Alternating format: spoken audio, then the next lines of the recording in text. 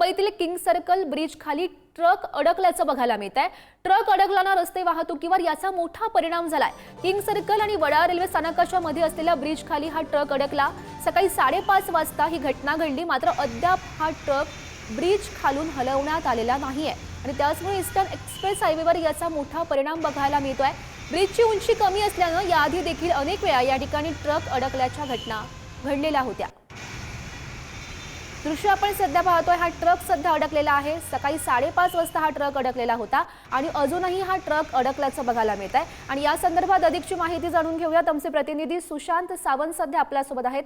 सुशांत, गौरी, आपण जर बघितलं असेल तर किंग सर्कल आणि वडाळा रेल्वे स्थानकाच्या इथे लागून एक ब्रिज आहे आणि या ब्रिजचा नेहमीच अडथळा जो आहे तो तिथे रस्त्यावरून जाणाऱ्या वाहतुकीला होऊ शकतो। अनेकदा या ठिकाणी मोठे ट्रक जे आहेत ते अडकल्याच्या घटना देखील घडल्या होत्या। आज सकाळी 5:30 वाजता खरं तर ही घटना घडली आहे आणि यामुळे कुठेतरी वाहतूक कोंडीचा सामना जो आहे तो सर्वसामान्य मुंबईकरांना करावा लागतोय, कारण 5:30 वाजता ट्रक अडकल्या अजून देखील हा ट्रक बाजूला करण्यात आलेला नाही। त्यामुळे ईस्टर्न एक्सप्रेस हायवेवर मोठा याचा परिणाम पाहायला मिळतोय। गौरी, नक्कीच सुशांत, धन्यवाद दिलेल्या सविस्तर माहितीसाठी।